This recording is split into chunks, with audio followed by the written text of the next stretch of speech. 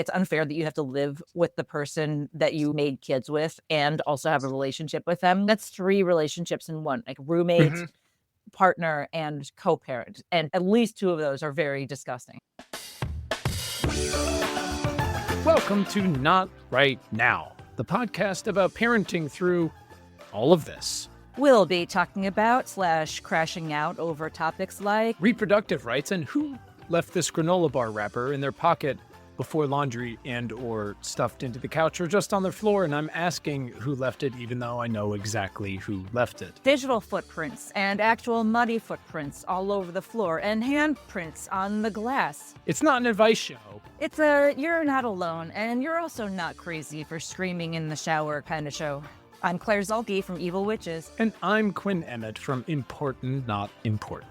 You can find details on anything we talk about in the show notes or at our website, notrightnow.show. And if you like what you hear today, please share it with a parent who needs it or who might laugh and tell their kids to be quiet. And then drop us a nice little 5-star review. And reminder, you can send questions or feedback to questions@notrightnow.show.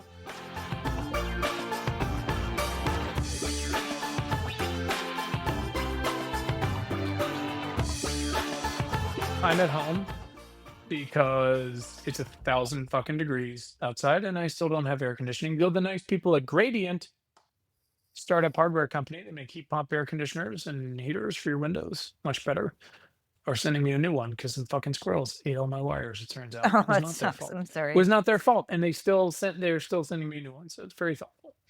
Fucking squirrels, man. But either way, it's so hot there. Yeah.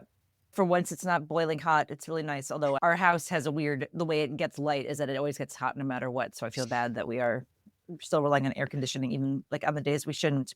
This kind of blends into like our relationship chit chat. I thought to myself, I walked outside of my office. I was there for a little bit, had to do some things, and I left. And as usual, loudly, I stepped out and said, Jesus Christ, it's hot. It's hard to react really any other way. I guess you could choose different words, but it made me think, there's a scientist, wonderful. She's a practicing Christian and a scientist, which is interesting when you're working on climate change. She's the best. Her name is Dr. Catherine Hayhoe. It's down in Texas. And if her whole thing is, and I have so much respect for, is the most important thing you can do about climate is to talk about it. And I think I've made this joke before where when it's like a warm day in December, I try really hard not, and people are like, oh, what a nice day. I'm like, don't fucking ruin it for them. Yeah. Don't tell them why, because they're having a nice time. But on days like this heat dome that's been sitting over apparently everywhere but your house for the past week, I really find myself not talking about it, I think, enough, because I try to put up boundaries between my various types of relationships, wife, kids, friends, whatever, who are just trying to go about their fucking days. Like everything is coming down around us. And what am I going to make it worse? But it is the most important thing to be like, yes, have heat waves happened in the past? For sure. Does climate change make these more inevitable? Yeah, we're like 99% sure of that. And we are the ones who've created the bulk of climate change. So it's, yeah. And also, they're going to happen more. And I should just have those conversations more. But I've also tried to do things, prep people for it and go, can I give you the real? But I do struggle with it if I'm going to come outside and yell about it. It feels so trite. You're like, yeah, everyone fucking knows. And, Well, that's the thing. Everyone fucking does know. It's not 10 years ago, right? But should I call even more attention to it? I don't know. I don't know. I will say, I don't know why more companies don't do this, and maybe they do, and they just don't pay attention. But I have a friend, and we ironically, but not, compete over when we get a call from the power company telling us that we can get peak savings hours, or like you can earn more if you like reduce electricity between 12 and 5. And then she and I show each other what we saved by, turning off all the things and whatever. And I always win, not to brag, but it's because we have more house. But I don't know why people don't do that more. Why can't you incentivize and gamify like power savings? I don't know why that's not a thing, but my idea of a good time might be different from others.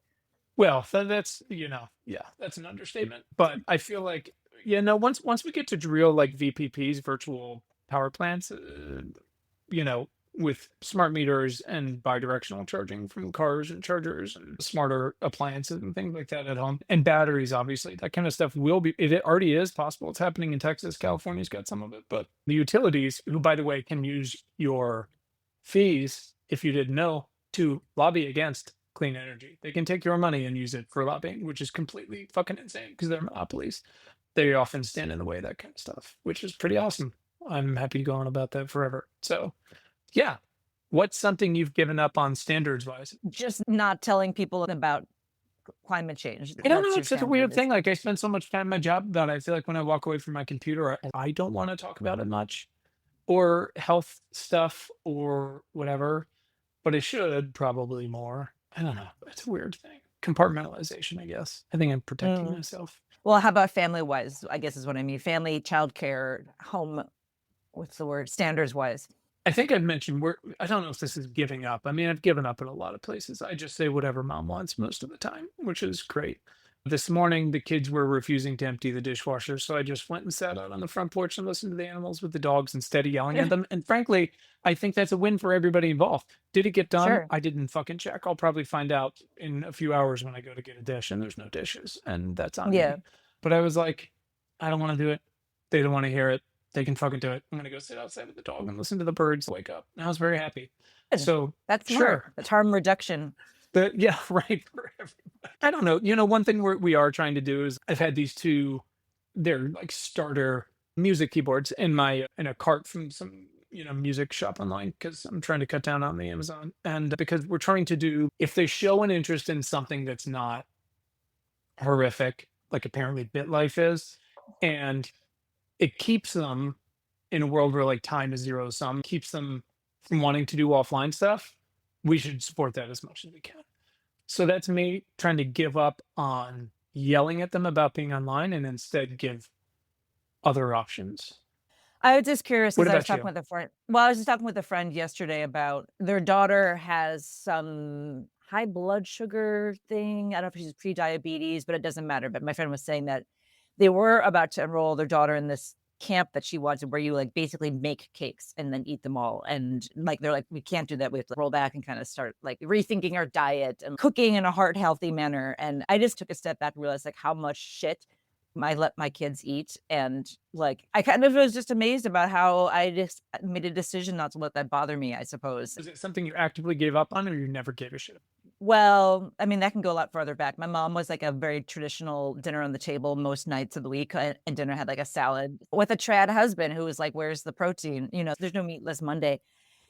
And Steve is actually, like, a really picky person. He's better than he used to be, but he's one of those he's not as bad as his dad, but he is a very picky person. So that immediately kind of changed how I would have to cook as a family. Like, conceivably, I could cook whatever the fuck I wanted, and he could eat whatever he wanted, but that's stupid. And the kids, to I was gonna say to our credit, not to our credit, to our complete dumb luck, to be clear, are not they don't have allergies, and they're not very picky. Like, they will really try anything once. Like, Christ, that's amazing. but because of our schedule, because of sports, because of the way Steve doesn't prefer to eat, he thus doesn't cook a lot, like, they just eat either so much going out, like hamburgers, going to the gas station, we've talked about this, buying, like, a tiny baby bottle full of colored sugar and eating that, and We have not talked about that. What the fuck did you just say?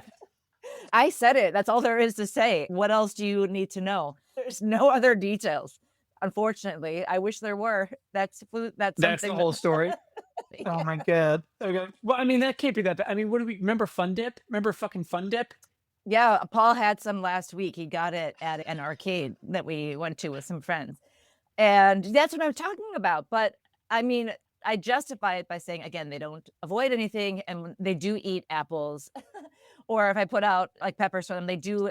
So that's the deal I've made myself. I'm like, if they do eat fresh fruits and vegetables, and they will try things, then like they can have all the garbage they want. But just from the not right now of it all, it's like we know about like microplastics, we know about ultra processed foods and whatnot, but I can't blaze this trail. It sounds like you really, at least most of the time, which is fucking the best any of us can do, is like looking at it holistically. This is what drives me crazy about when people are like, on like Monday, CNN's like, if you eat too many blueberries, you're gonna fucking die.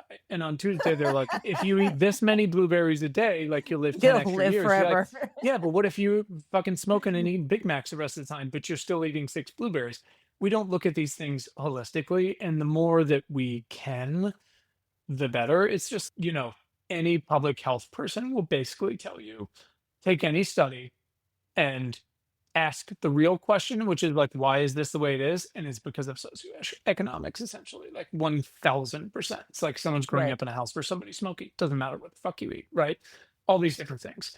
But looking at it holistically goes a long way and it helps you give up on certain things. And again, like I've been bad about that. Now I tried to draw a line. I bought 48 cookies from Publix. Okay. I know because there were two packages. They came 24 each. They ate them in 48 hours. I was like, motherfuckers, here's the deal. I will continue to buy cookies because I'm not going to try to demonize dessert because you're pretty good eaters. You cannot eat 48 cookies in 48 hours. You were asleep for 16 of those. How big were the cookies though? I mean, let's bet if we're talking So, like a no, not tinny. They're not a like thin not soft. a thin mint thing. Okay. No, no, they're like soft Mhm. chocolate chip cookies, like standard cookie size. But I was like, much. It's too much. Well, maybe actually what you should do is buy more cookies and, like smoking, like just buy cookies Right. until they're sick Okay. of You want them. to eat that And night? then, Eat the whole pack and let's watch your blood sugar go up and down. that's yeah, exactly. I mean, but So that'll be their problem then. will it though? For how many until when? Is it still my problem? And this doesn't tie really into it completely, but maybe sort of is that I used to have an issue because my parents were so healthy and wanted me so badly to eat healthy that I developed an eating disorder because it was like I did not have enough engagement with unhealthy food where it was very precious to me, and I Uh-huh. would want like unhealthy. So part of me is so over, I just do not want to police anyone's food. I just don't have it in me to repeat that history. I But think Dana would agree. I was and still remain in part a nightmare about that, but I'm desperately trying to get better about it every day. yeah, we have a dad on our block who everyone kind of jokes about, like on Halloween, he'll be like, "You guys can have 3 pieces of candy," and like goes I away. know that guy. But It's fucking terrible. but Yeah. anyway, despite all of my attempted to show takes all kinds and, whatever moderation in all kinds, I did get body shamed. I texted you yesterday. James Oh was yeah. yeah, I This was wearing my motherfucker. yeah, I'm not kidding. The workouts I do often involve a lot of walking, squat walking, like jump Hmm. squats, step Hmm. ups, a lot of thigh kind of stuff.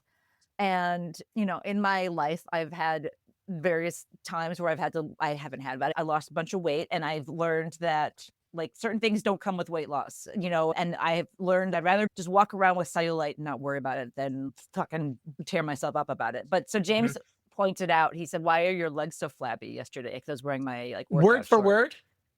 Yeah, yeah, basically. And where did I start? I think I started, like, at the cellular level, literally, where I was like, "This is, like, how my cells come together. This is how my legs Mhm. look because that's just the way Uh-huh. they are."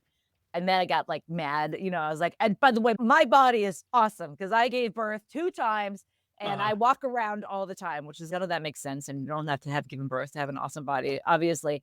And I texted a girlfriend of mine who has 2 boys, and she was like, "I think sometimes they just like to, like, be a dick," basically, and I was like, "I Okay. agree." Yeah, and I could tell I was like, "What do you want me to say?" You watch me literally strength train all the time, and I don't know. It was just kinda wild, but I was like, "I hope that you are married to a person with a lot of cellulite." You'll be like, "I'm glad my mom walked around in But those here's the thing, disgusting this short comes back shorts." to we talked about that one time briefly. God, it might have been in like one of our, if not the first episode about it is about whether it's the mom's job to train the dumb fuck boys to be a human and treat either their boyfriends or their girlfriends or whatever they have later to not say, "Why are your legs so flabby?" Like baseline.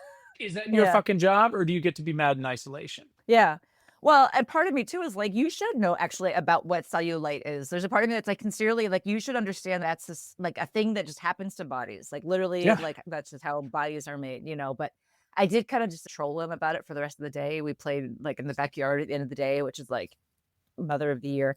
And James was like, it's fun, whatever. I was like, I'm fun even despite my flabby legs. And so, Yeah, I so think once they get to a certain point, you can really make them feel like shit, and it is one of my favorite things. I try to be strategic. Like, for example, it's July 31st, and I haven't gotten a Father's Day card yet from anyone, and every day I'm just poking the beast every day. In fact, at one point, one of them actually said they were so tired of hearing from me about it. One of them said, "We got you a birthday card last year." I was like, "Okay, that's hilarious. That's okay, so awful. That's like saying I hugged you yesterday. yeah, uh-huh." So, speaking of things you haven't given up on, Tell me Uh, what is Bit Life?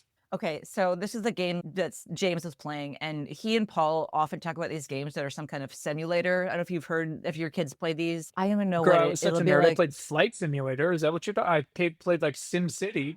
I think it is like a sim, these different sim things. So there's one where there's like a farm simulator. I don't know. It's just like background noise when they talk about this. And James, he did say, I have a girlfriend a couple of weeks ago. He told me, and I was like, what? Yeah, I made that same face Excuse that you me? did. Yeah. And he said, no, it's in this game. And I was like, what are you doing in this game? In the game in Immediately. Canada. Uh-huh. And he's like, "Oh, like, we just met each other." He seemed, like, irritated that I was even asking about it, and I asked a couple questions just to do some very light investigative work to make sure that there's no addresses being exchanged or, like, dirty talk, but I have to admit I forgot about it. I forgot about this conversation until 2 nights ago when Steve told me that for some reason, James like, compulsively takes screenshots whenever he's playing something on the iPad. I don't know why he does that. And they all you're nodding. Do your kids do this or this you've heard of It's eating this? up all of my storage, but continue. Yeah, so Steve's always mad about his storage or he can't find his pictures 'cause there's all these, like, clips from whatever, Retro Bowl. So, Paul said, "You know, James is playing this game, like, you shouldn't, like, check it out." And Steve looked at the screen grab said things like, "You and your girlfriend like, what did they say? You're pleasuring your girlfriend. What are her pleasure levels tonight?" And What the fuck? another one said, "You and your lady broke the bed last night. Congratulations." There are all of these things. Yeah. And I looked up this thing, BitLife. Literally, the avatar is a sperm. If you Google it, it is a sperm. And I was like, Is it people, I, I'm not kidding. And I was like, people have to know, like kids are playing this game. And like Google, is this game for kids? And I think on its own site, it says this game is not for kids. So there's no scandal. Like the scandal is that we completely dropped the ball on whatever like our kid was playing. So first I told Paul, I was like, thank you for telling us. That was a good call. Like you did the right thing, like letting us know about that. And he's like, don't let him know that I told you. We're like, well, he leaves screenshots everywhere and he We told got it. me, like, so you're in the clear. And I told James, I was like, you're not in trouble. Like this is not your fault. But I was like, this is not for you. You're not playing this game anymore. And he's like, but you learn things. And I was like, I don't care. It's not for kids. So when I first heard about this, I just felt horrible. Like just very sad and stupid, and yeah, I don't know. I had to just keep moving on. What are you gonna do? I just yesterday I was like, "Steve, did you take that game off the device?" And he's like, "I haven't checked yet." So I was like, "Okay, great. We continue to kill it. Like we're still obviously doing everything we can." But I was telling Steve, I was like, the first time James pleasures a person, he'd be like wondering where the bar is, like the status bar of pleasure level. Answer. It's never going to be complete. So I you're know. welcome. Yeah. Yeah, it's Yeah. like the yelling, the scream fan, the fan, whatever at Uh-huh. a Uh-huh. And the yeah. more you think about it, the further down it goes. It's going to be great. Yeah. That's incredible. Wow. That's awesome. So BitLife, don't be like me, but just keep an eye out for anyone listening that it's not for kids. But who knows? I don't know if That's they incredible. heard about it through Roblox or I have no idea. No idea where these things come from, and I don't want to know. That's amazing. Before we go any farther, administratively, we're going to take an August break. You got all kinds of travel and fun stuff like that, and 1,000 other things. And also, everybody needs a break. We're doing 1,000 things at work. I did think, and I haven't even brought this up to you, it might be fun to like ask people to send in stuff for like a back to school type Q&A we could answer. Questions, thoughts, rants, anything Yeah, you want. maybe some And we rants. can, I would love like some voice memos from people about just like what they're not right now is of back to school stuff, like Mhm. whether school supplies or school calendar or Yeah, setting up meetings, things like that. Like, literally anything. We'll take it and we'll parse through them. It feels like this is what we're made for. But otherwise, I wanted to talk. And you had a really great segue here that I wrote down because I would otherwise forget about cooking for your husband, that you don't have to necessarily accommodate how picky he is, but you do. And you found this great evergreen Q&A question we got. And again, we usually put them in our members only feed, but it's more fun, I think, to share this one with everybody. And then otherwise, please also pay us money. So here's the comment, and apologies to whoever wrote in. I think it was a while ago. It was, I'm loving the podcast. It's nice to listen to people who have kids. They're same approximate ages as mine and are grappling with the same stuff. I'm interested in how you both balance spending time with your kids and spending time with your spouse. Of course, that could be your partner, whatever it is. They said, I know this time where they want to be with us is fleeting, but sometimes I just want to have a dinner out with my husband. I find this also happens around bedtime. My daughter definitely wants to chat at bedtime, and then suddenly it's after 10 and I have to put myself to bed, and there goes our shared TV watching time. Is this just the season of life we're in, and can I spend time with him after the kids are in a more social phase? Would love your thoughts. And boy, do I feel this one. Let's dig into it. Your boys are going to sleepaway camp. How long are they going for? Have they ever both been away? Do Yeah, you have they've both plans been away. individually and together? Did you figure out any best practices from last time that you're going to apply this time? Hit me. No best practices. They will both be going. This will both be the first time that they both have gone before, so we're not worrying about any first time stuff. Steve has some work thing coming down the pike on him, but he never knows quite when it will hit him. So we have one definite plan. My brother and his husband always give us gift cards to fancy Chicago restaurants that are great, but they're always far away. And so it's hard to just like want to go out for dinner with a sitter Mhm. and just do that whole thing. So I think we'll go to this restaurant in the West Loop somewhere. And then I want to go golfing with him during the day because we never get that's a very luxurious thing to do and there'll be no kid pickup. But he's already inclined to wanna stick around for he doesn't wanna promise, I think, 'cause of work. So he can get very attached to doing his work. Half the time he has client work and he wants to get paid, but he also enjoys his work too. So we'll see. I'm hoping he'll carve out some time for us, but we'll see. Yeah, I don't know. I will admit that sometimes we are so bad about getting out together that once in a while when we actually do, I think we did for my birthday maybe or Mother's Day. I think my birthday. It takes me a second to be like, "What the hell are we gonna talk about? This guy Okay. for 2 hours, what are we gonna discuss?" And it, like, takes a second. Like, I kind of have Totally. more respect for the idea of transitions, like, ever since I had kids, and I'm someone who needs them as well, and I need time to kinda transition from all the bullshit here in front of our house to being like, "Oh, we were people once before all this, Mhm. and, maybe we will be again someday." So, I don't know, how are you and Dana at setting aside cherished matrimonial Yeah, I time? mean, and I think we can come back to just also like both of our sort of day-to-day experiences. Getting away, we got this on our honeymoon. We got this advice from someone who'd been married for a long time, and they were like, make sure to make time for each other. And then we didn't go on a vacation, just the two of us, for 10 years. And, we had Mhm. 3 kids in 3 years, but still working hard, this and that. And I remember the first time I said to Dana, listen, I think we like need to get away, just the two of us for a Mhm. substantial period of time, like more than 24 hours. And she said, and I quote, fuck you, get out of the room. That's when I was like, this is what I mean. I think we need to get Yeah. away. We eventually did, and it was amazing. And we were like, oh, okay, we need to do this more. But also, we know it's going to be hard, and we eventually want to travel more with the kids. And then COVID happened, and this, and we didn't do much related to all that. When they were younger, we used to be really good about date nights. And I think it's a few things. I would say out of the month, honestly, like 3 out of 4 Saturdays, we would do a date night. I think it was a few things. We had our full-time nanny, Pisha, who's the greatest person alive. My mother-in-law was down the street. She couldn't like really as much get the kids to bed because it's a fucking lot and she's a little older. But I think maybe the most important piece was that because they were all so close in age and pre-COVID they were younger, they all went to bed at like 6:30. Mhm. So we could honestly get them most of the way to sleep and still bail off a reasonable dinner reservation. So Yeah. grandma, like your job is to sit on the couch and Netflix. Like you don't actually have to Right. do anything. And that was really easy. And I wondered for a Hmm. long time on this. I didn't realize that part for a long time. Now they're fucking up so late. I think there was a period where they were still a pain in the ass. Now I think it'd be easier. We could get back to it. Dina doesn't love staying out. And by the way, I'll eat dinner at 5 o'clock. I don't give a shit. Yeah. I'll come home before the sun goes down. But I think it's flexing that muscle again, like finding time to do it. It's hard because you do want to hang out with the kids, but we're like, yes, but one night a week at most, or at least either way, whatever your resources are like, you got to make a little time. And it's hard. We've talked about the daytime thing, like you said, with the golfing. We're like, should we just go out to like breakfast? Is that crazy?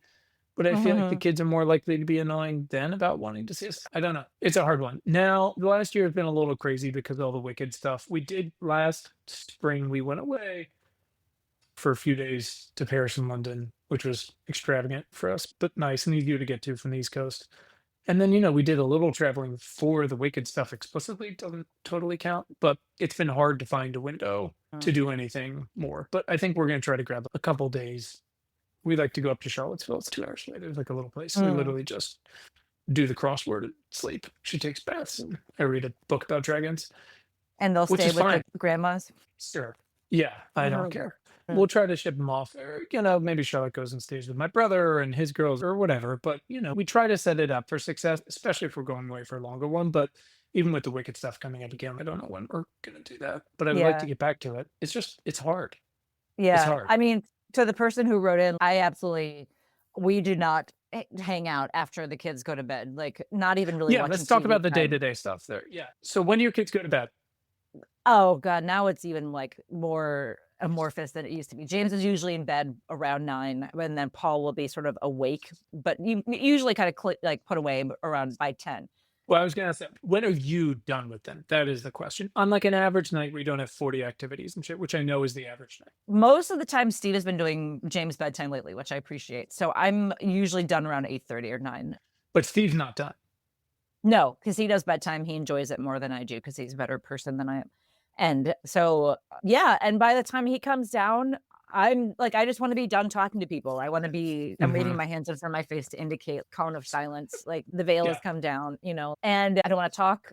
I wanna start maybe going to bed as well. And again, he likes to go he built an office over our garage, so that's where he has office space, and he goes and he likes to practice, like, doing animation stuff, or he'll make work stuff, or he will, like, have a cigar and watch something on his laptop, or read one of his old man nonfiction books, and we Hmm. both really like our downtime, so I think one thing that does work for us actually is, like, a cheeky little lunch or breakfast if the kids are at school and we have a weird day off or there's some Hmm. meeting, and I feel like that is more fun, and more realistic of our energy levels, like, again, his eating thing kinda puts restaurants as, like, a non-starter, like, it's not very exciting for him to go to fancy restaurants, so that's, like, not a thing that we do, and the traveling is we're at a weird age for it where like, my parents are too old, Steve's parents are too connected to their cats to wanna travel to hang out with their grandkids, so I think one thing my parents did that I'm kind of shocked and impressed that they did was that a couple times they hired someone, like a teacher, a local teacher or a babysitter to stay with my brother and me, like, kind of a rando while they went on a trip, and, I would feel too bad asking someone to do that more than I would be worried about Hmm. my kids, and so I don't see that happening, but, Do you um think they just didn't give a shit about that person's feelings or that rando's feelings? I Or think they paid them Mhm, quite well, mhm. so enough that was enough to probably be like, whatever happens. yeah, yeah, exactly. Mm, So mm. and also that was like a work trip, so I think that probably helps that it was like, semi-mandatory slash paid for possibly, like, that my dad had. Let's say downstairs at 8:30 when you did, and you both, Mhm. were like, "Okay, I need a minute to, like, detox." Is there something you could find that could satisfy both of you? Is there something, like, he watches on his laptop that you guys could watch, but doesn't require talking to people, like, you're next to each other? We both kind of like our space. Every now and then we'll watch like an episode of Poker Face. I almost called it Pokemon. Wow. Poker Mhm. Face together, and something he does that's very nice is he does a good foot rub, which I deserve. And Yeah. so every once in a while we'll hang out and do that. But I think that because usually at the end of that evening we've been spending so much time together as a group that we just crave Mm, our quiet time and sort of space. So I did go with him every once in a while, he'll go have a drink like a daytime, like a happy hour kind of drink at one of the local breweries. And every blue moon, I'll go and join him. I just don't like not to be whatever. I don't want to hang out in bars like the way I used to. Call me crazy, but they're like not quite as fun if you don't drink alcohol. And I don't mind like once in a while, but not all the time. So a couple weeks ago, he went down.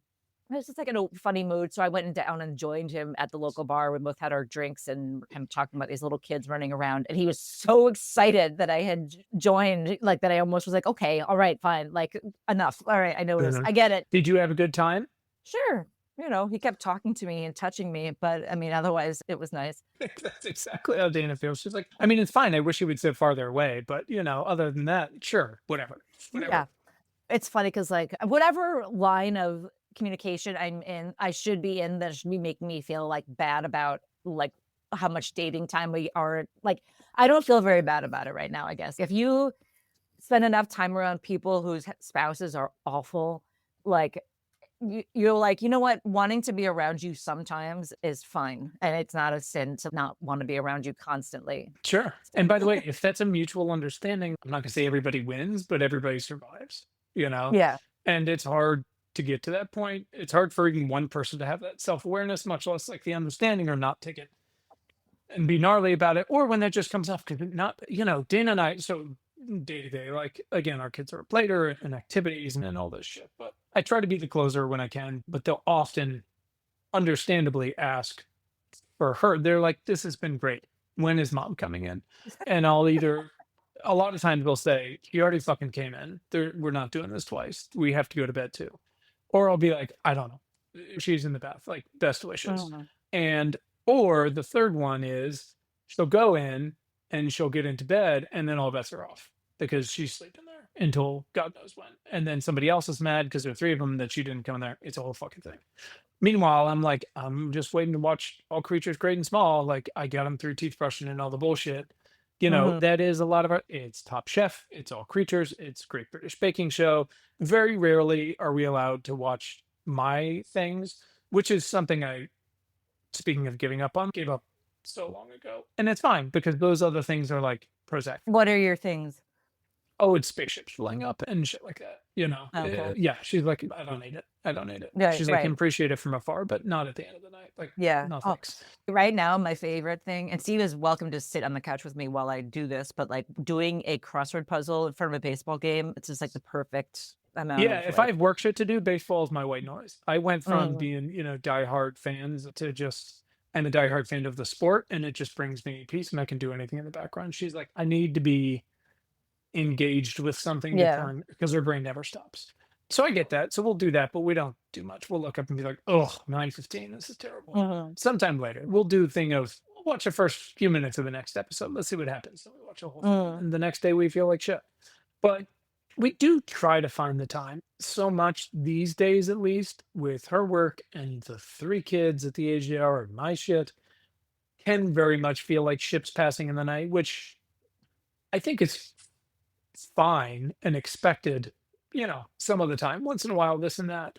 But we definitely do try to like find moments of each other.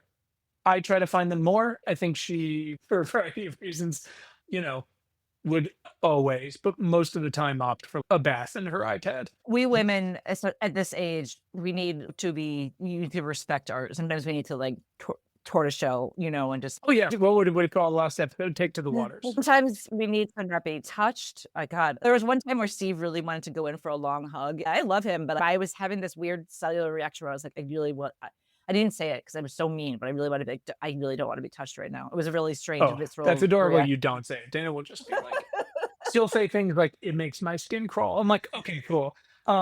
She's like, "No, I don't mean it like that, but I do." Oh, I had to tell Steve to stop touching me. He used to touch me while I was cooking, and I finally had to be like, how would you like it if I came up to you while you were, editing something and I started touching your," To and be he's like, "I would clear, like would it." love that. He would Love love it, that. yeah, and Would I was love like, that. I finally was like, "Don't touch me while I have a knife in my hand," and I was just being serious. Or when I don't have a knife in my hand, or just not at Yeah. all.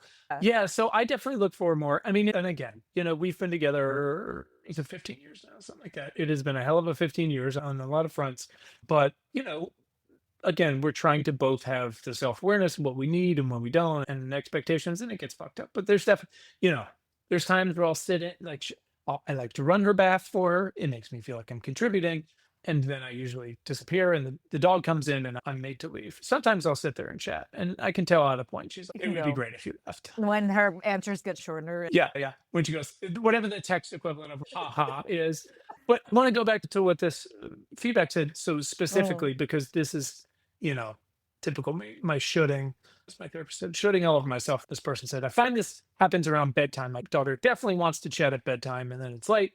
But she says that, time at them is fleeting, but also like time with your spouses can be fleeting or whatever it is. And I wrestle with it all the time. And it's not easy. Like you look up and I don't know about your kids now, but Oliver's like, good night, or goes upstairs, or doesn't go upstairs until someone tells him, and then he's like, taking a shower, go away. In no words or less, but I'm like, he doesn't necessarily want me to put him to bed anymore, so I'll just go down and deal with that by watching spaceships blow up. I'm like, did I miss that? I can't get it back, this and that. So I get it. I wrestle with it, but I do find, at least for us, it is healthy to try to not block out because we can't block out anything these days. Find those moments, even if it's 20 minutes of arrested development on the couch Yeah. is something. Sometimes, like, we'll go for he'll just we'll walk the dog together. It's not very, Great. It's nothing is something, but it happening, counts. but yeah, and actually for us, that was a big milestone in terms of leaving the kids home alone. We started doing that during COVID, which sounds so like, silly now, but there has to be a first time for everything like that, and that I remember that was, like, a big deal that we're like, "We're walking the dog. We'll be back in 10 minutes. Good luck," you know? But yeah, I Counts. And again, you got to find those things. If it works, great. yeah. Well, I think there's so much pressure, first of all, for all parents to like have this mysterious well of energy at bedtime after you've done everything to like now be nice to everyone at bedtime. And I think it is very impossible to like maintain your relationship in addition to maintaining everything else. But on the other hand, like I think we all forget like how I kind of always joke, I'm like, it's unfair that you have to live with the person that you, like, made kids with and also have a relationship with them. That's 3 relationships in 1, like roommate, Hmm. partner, and co-parent, and 2 of those at least 2 of those are very disgusting, so I don't think you'll ever get back to, like, before kids, but, like, Steve and I, we joke, we're like, "The kids don't wanna appreciate us," but I'm like, between the 2 of us, we've kind of done some cool stuff and are sort of cool people, and maybe someday Sure. the boys will appreciate it, but more importantly, like, we should remember that, like, when we're not just, like, sending each other, like, monosyllabic text messages about meds being ready and who's doing pickup and, are you adding anything to the shopping list, But, yeah, I think getting rid of the ideas of, like, when it's supposed to happen or what it's supposed to look like, then you can find that that time is you can sneak it in other places the way, Jessica Seinfeld would sneak in vegetables and so many treats. And I also think I can't remember who wrote the book. I don't have it here. It's a book about just like finding more joy. And it's dumb, but it's like the more you look for it, the more you're going to find it, the more you'll have it and appreciate it. And it's like if you guys, whatever your situation is, happen upon something that like brings you the briefest glimpse of laughing together or whatever it is, whether it requires brain power or it's sexy or it's not, or there's any conversation or none, and it worked, like there's some danger in trying to recreate it, but on the other hand, try to recreate it, even if it's like a super low bar. It could like today, it could be breakfast or coffee or taking the dog for a fucking walk. If that works, great, because everything is a lot. But everything is a Mhm. lot, and we are collectively because of everything that's going on, and the news and kids and all that stuff and screens, like our relationships in general are not what they could or probably need to be, whether it's with romantic partners or used to be romantic partners or co-parents or whatever it is, friendships. Like, I do think this is arguably the most important time, not to necessarily prioritize it above everything else, but to, if we're gonna go through hard things, much less find our way out of them and try to build something better, it's helpful to have healthy, if not rock solid relationships of any kind. Again, friends, stuff Mhm. like that, and a co-parent because it's fucking hard. You can pass on this question if it's too personal, but have you guys ever gotten professional advice on being a couple? No, we haven't. I feel like we have enough therapists in our family, and we've each done enough of that ourselves. No, we haven't. I'm of the mind that, and I've had 4 different therapists in the past 20 years. I didn't try it before that.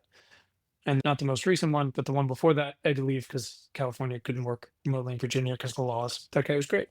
If talk therapy works for you, much less you and your spouse or you and your family or your kid or whatever, great. And if you find the right person, awesome. Whatever your version of it is. Some people just want someone who's going to listen and let you and your spouse or co-parent or whatever get your shit out. Some people want some feedback. Some people want like constructive advice. Tell me what to do. And I've had all versions of that. I find it very valuable with the right person. I also do find, however, sometimes, and again, seeing it as a larger journey, I will get done with a session and feel like I have nothing left off of the world today because I got hard shit out. Mhm. And that's part of it. It's Mhm. probably better than bottling it up, but it definitely like it can affect me in a negative way beyond the session. I can't just go back to writing about climate change. You can only have so much fun. Yeah, but burying things is not great. I think part of the reason we haven't, and not to say we wouldn't have benefited from it or we won't in the future, we don't bury much between the 2 of us. Mhm. Like, we get shit out, which can be Mhm. abrasive in the moment, but then we at least start to get past it.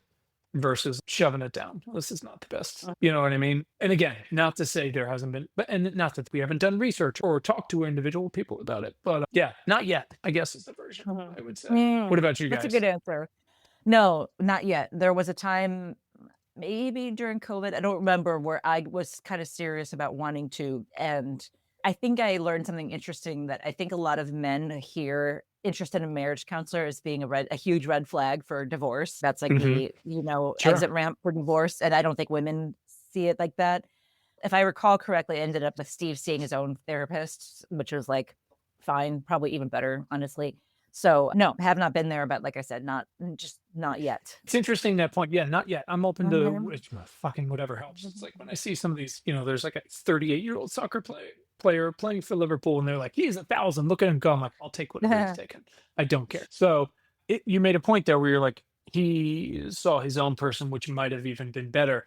I think for both of us, most of our issues have been either just expectations about rearing children and what marriage is and responsibilities and work and stuff, but most of it is each of our own shit. Mhm. So having our own, like working out our own shit and then bringing a more constructive, open, compromising version has been helpful for sure. And we also just fucking change over time. I mean, Dana was, when I got out to LA, she'd already been there for 15 years. She had whole relationships in life. I always tell people it's like Washington, D.C. or like a big naval base. Like your work is your life and your life is your work. And they're the same relationships. It's unavoidable. Mhm. And so the big social things we go to are always with people she's working with at the moment, or people she had worked with or might work with again in the future, or it's a work party. Where I was like full introvert at that point. I was like, I don't want to talk to any, I don't want to make new friends. I don't want to do any of this. I'm Mhm. good with the people I've got. That was definitely an issue between us for a long time. And so we would do less social shit, you know? Mm. We did more date nights and hanging out together once we had kids. But also just once we got more tired, I think. We're like she caught up to me. She's 6 years older than I am, and she's always like, "Oh, you're catching up to me." I'm like, "That's not quite how it works." But I think energy wise, like she's caught up to me, which is look, it's fun to once in a while have the big life and do things, but other times I'm like, can we just have a quiet moment? Everything else is loud. Right. Steve used to be a lot more introverted and shy, and it I responded the way a healthy extrovert is, was like with anger and not Yeah, we would have these understanding. fights all the time, man, about it. She was like, "You fucking hate it here." I'm like, But I think being a dad actually was, like, great for him because, like, you are all sort of set at the same bar of you've all been disrespected, you've all been mhm. through it, Yeah, you all need to find your own path. I think being a dad, like, liberated him in a lot of ways, like, socially, like, in terms of, and again, being, like, embracing all the uncool things that you wanna do, like reading with the cigar in your garage, and I haven't met Steve, but sounds like he's a good dad. But you've put in your time for the day, from your job and your kids and all that. You're like, I'm gonna Yeah. do my cigar, and that's why when I'm like, listen, I need a night to watch spaceships blow up, and she's like, the same ones you've watched 20 times. I'm like, yeah, absolutely. She's like, that's fine. Yeah, but, like, Steve and I work in the same building or not the same building, the same property, so we also just see each other a lot all day long. Okay, so that's something we couldn't do very well in. We actually did pretty well during COVID, but that yeah, we need some space. It's interesting, and but you do have that note in here where you're like the age where people are starting to divorce. Have you had Mm. any friends where you're like, well, I've seen this coming for a long time, or any surprises, or et cetera, et cetera? I just had a little bit more, like, experience lately where I've spoken with someone, and I'm like, "How are you?" And they're like, "I'm getting divorced." And then you have to figure out, like, what to say in response because you might be saying, like, "Good," Yeah, or finally. yeah, or "I'm really sorry." And most of the time people are like, "It's pretty good." Like, I'm sad. There was one woman, I don't know her that well, but her husband traveled all the time for work and turned out he was cheating on her, like, really bad, had, like, a work girlfriend and then, all that stuff. But at the same time, you're like, "This tracks. None of this is, surprising to me." But yeah, it's interesting to encounter that, and I have a friend who's very scared of divorce. I think she's fascinated by it and scared of it, so she's always thinking about the other side of it, and I don't know, I've heard about some, like, really not intelligent, emotionally intelligent divorces, where people, like, share the same home and communicate really well and things go okay, and then I've heard of, like, absolute nightmares, like, where a man is selling the house that his ex-wife and children are currently living in just 'cause, and that kind of thing, so if you're at the stage of life where you're like, the divorce is whatever, it's just like, I hope you're not getting fucked royally. I hope this is not, Yeah, I right. hope you're safe, that kind of thing. Yeah, yeah, it's hard. It's wild. I don't have too many friends that have gone through yet. I definitely have friends or folks that, I haven't done a good job keeping up with that have. I have, probably some friends from, yeah, if the kids run around, I can see that happening to them for sure. They're just like, Mhm. they've each found the thing to keep them busy. And it's fine. And that's all they've got the energy for is Right. fine, but it could be a lot worse type of thing. I see that for sure.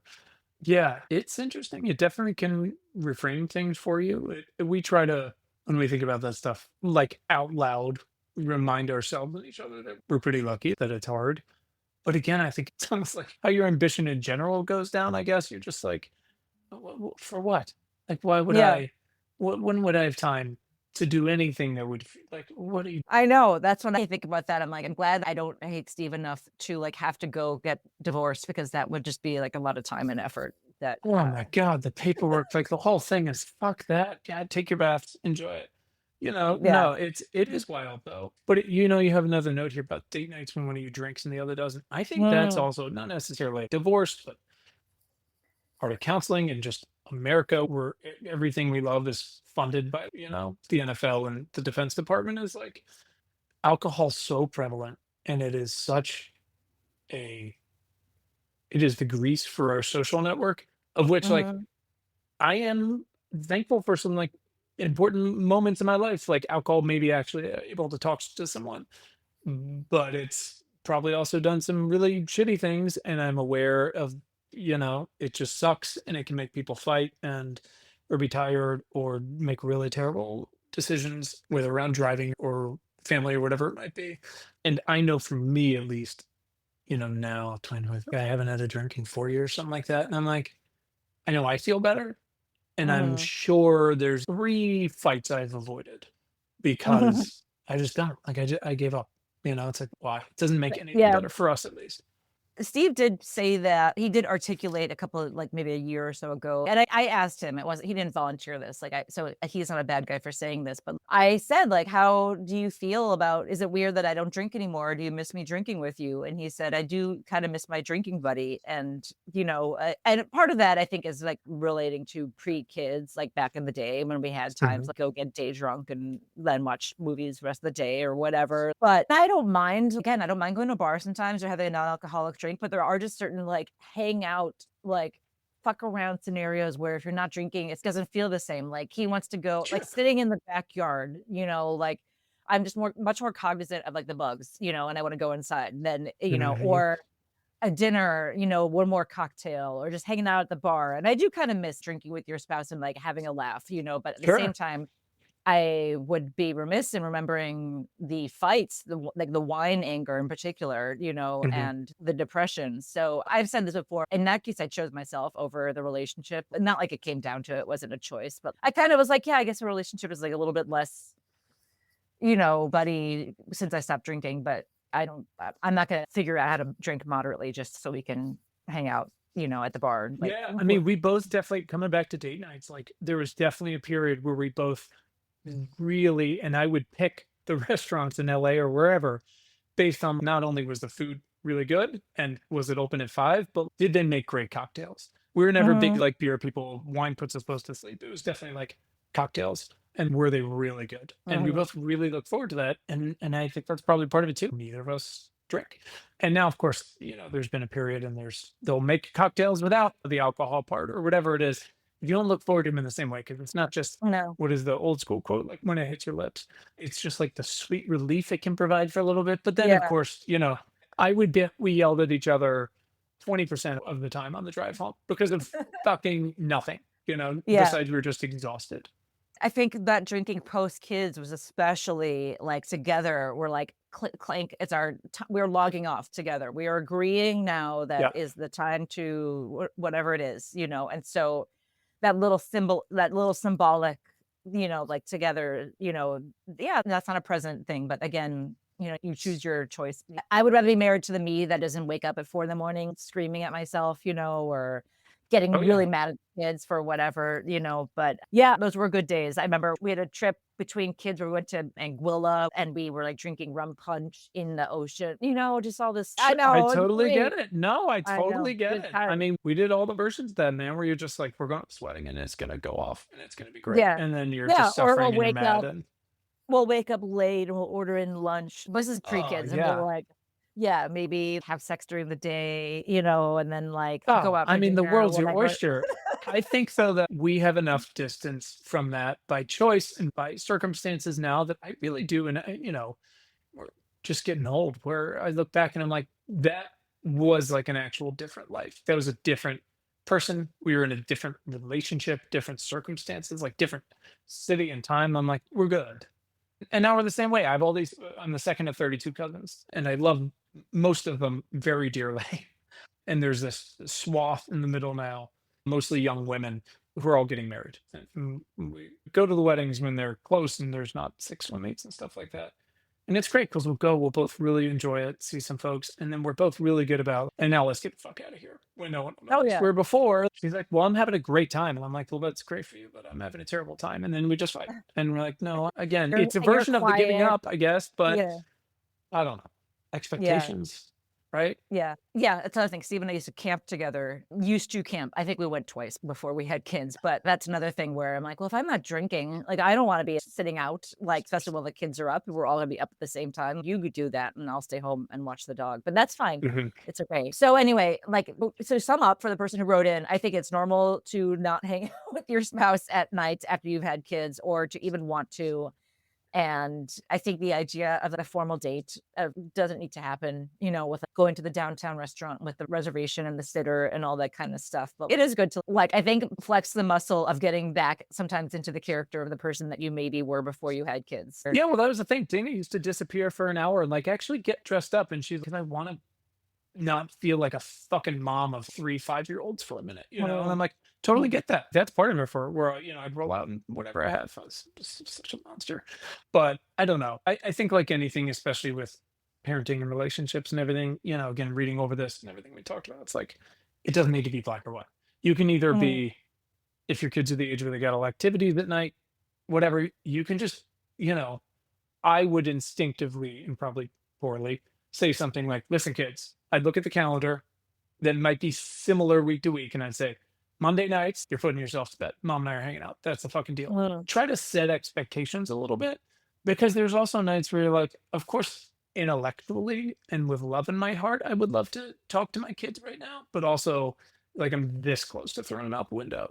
And so it's better for everybody if I just go smoke some pot with mom downstairs. yeah, So yeah. I don't know, but try to set up some hope for it. But One it's not one always thing that I recommend, and we haven't done this in a while, but when we did it, we always felt like a genius. Early dinner reservation with a sitter, and then get home right after the sitter puts the kids to bed. Not too yeah. soon because you might have a Sit in that shitty driveway. sitter. Right. But if you get home at 8:30 or 9, then you still have time to go to bed early basically and watch the Billy 100%. Joel 5-hour documentary in bed if you need to, or whatever it is that you need, for your early Um, bedtime mental health. It does. I will say though, time flies by, relationships fly by, kids fly by. You look up, they're older, and like maybe you'll have a time, and the kids have more of a social life. Again, like not to be a downer, but in a realist way, there's a lot of hard things now. We all go through hard things now. Like you and I text all the time about parenting our parents and all that stuff. It helps where you can, as much as you can control, to feed not just your partner relationship, but any other ones. Simply, if anything, to have a baseline of scaffolding for when things are difficult, not just in, like, we're supposed to have sex twice a week. It's fucking Mm, good luck, you mm, know? But I do think that helps and in person helps or whatever version. I have a dear friend and he's the only person I text on WhatsApp. Two guys I text on WhatsApp. One's in London, one's in Australia, exclusively during the second half of Liverpool soccer games. I'm like, mhm. great, because none of us are going to do that. When else we're going to coordinate our times? Not that's your relationship, but like you can find things and it helps. I find that it helps. I think we could use more of that, more camaraderie these days. But it's hard. It's fucking hard. Yeah. So. No, I think the best solution is to make sure that you spend time with friends and go out and see other people sometimes so that you can bring home some good gossip to your spouse, because that is, like, the one good Something else to thing talk about about. Yeah. being Should talk married other people. is shit talk. Yeah, exactly, like, making fun of if especially if when you can do an impression of, like, your kids to each other, that is, prime. If you can clown your kids together, that's, like, the ultimate meat of a relationship. Yeah, I can't remember who the actor was. Maybe Damon Wayans Jr. I don't know. He gave this Mhm. interview and he was like, "What do you and your wife like to do?" He's like, "Oh, we get in bed and just tear our children to pieces and laugh our asses off." And you're like, Yeah. "That's great. That's super Mhm. healthy." You're Mhm. not doing it to them. You're laughing like it's a shared joke that everybody gets. Right. Yeah. Yeah. Yeah, exactly. Fuck them kids. Fuck them kids. That's it. That's it. Uh, So yeah, uh, here we'll do a yes right now after this, but okay. otherwise, yeah, we're gonna take a lot of August off here. Send us anything related to back to school. Don't give a fuck. Is it your first year without a back to school? Great. Are you a grandparent who's like, good luck? Are you a teacher, who doesn't make enough and is like, God, fuck them kids, and you haven't even met them yet? Don't care. Let us know, and we'll share them and respond to them and whatever else. Because good lord, it's a lot already. It's crazy. Mhm. Anything else on that front at all, Claire? No. Like I said, I'm gonna report back and see how this goes. I'm trying out a service that matches you with, like, a calendar keeper, like a virtual assistant, and I'm curious to see if that will change my Ooh, life. Yeah, so we'll see that's what happens exciting. with this. Yeah, I thought it would be great if I could just have a person, some angel I could send every single email that involves scheduling to and have this person make sense of it, but we'll see what comes of it. My kid's swim coach, who I swam for, and half the reason we moved here is so that they could learn from this person, couldn't send course emails. You're like, Mm, what are the logistics behind what's happening here in this like Microsoft Word document where nothing's formatted right? Are the warm ups yeah. today or tomorrow? Yeah, we had one team was on Team Snap for James's baseball team. The other team is run by Northwestern students, so Oh, they're running Google Forms. half of these. Hold on. Parent View, Game Changer, Canvas, Securely, Meet Mobile, Swimtopia, two different swim meet ones. Our school system now has their own app. It's terrible. Well, Hold on. Parent, what the fuck is this one? It's just called Parent. Oh, Go Guardian, whatever that is. A rain out line for baseball. And I know I deleted some other ones. So you're like, every mhm. team uses a different one. Team Snap, Team Hmm. Sideline, those are some that we Hmm. have. Yeah. Hmm. Yes, Jesus Christ. and there's a shared calendar for school, there's a shared calendar for football, and then Paul has confirmation, so he has to go to church every single day, not day, it'll feel like every single day, like every week till this gets done. So yeah, I just want some angel to make it all happen for me, and I'll just show up.